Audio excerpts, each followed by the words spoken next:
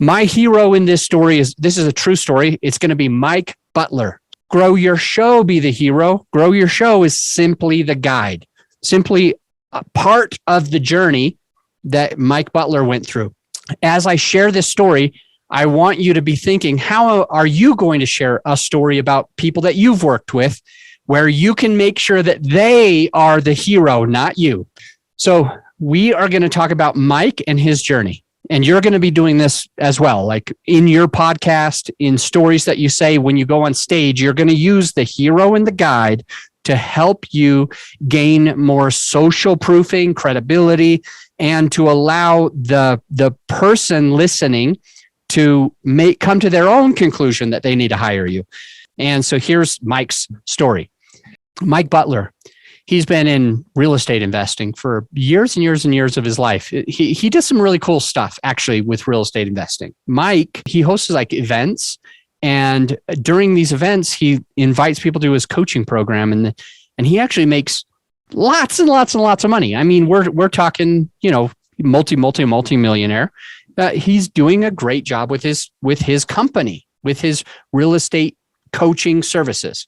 By the way, Mike has been on the podcast before. If you want to hear Mike's interview, I'm going to instruct my editing team to make sure that that's already in the show notes. So you're listening, you're watching, you're listening, and guess what? You just scroll down to the show notes and you can actually go to Mike's actual interview so you can hear him say some of this stuff. In his 60s or 70s, he's getting up there. He's not old, but he's getting up there.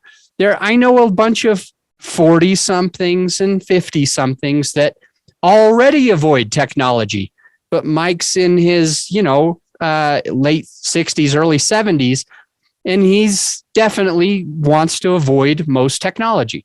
He's a smart man. He can figure most stuff out, but people were telling Mike that he needed to start a podcast, but here's the opposition.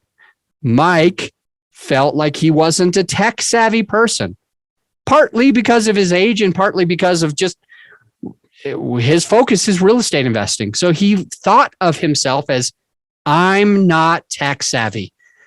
I don't know how a podcast works. I don't personally listen to podcasts. So he was thinking to himself, man, how do why would I start a podcast? I don't even listen to them myself. And so he had a lot of opposition. He had a lot of things holding him back. He was already doing well in his business. He was already making money in his business. Although people said he needed to have a podcast that could be a great part of his funnel. And so he was trying to figure it out. He couldn't identify the right thing. And in fact, for several years, like this is no exaggeration, for several years, Mike bought coaching program after course after coaching program after course just to figure out how to podcast. And he bought a bunch of domains and he wanted to get started, but he never actually rolled it out. And then he and I, who share a coach, we're part of this mastermind together. And this guy that is like our coach, if you will, basically the leader of the mastermind, Adam knows how to do this stuff. Mike needs the stuff. Why don't I put you guys together? So Mike and I got on a call, and Mike was going through a lot of the process thinking he had to do all of these different things. He had to control all of these things. He had to start all of these things. He had to pay for all of these things. He wasn't sure how to get started, where to get started.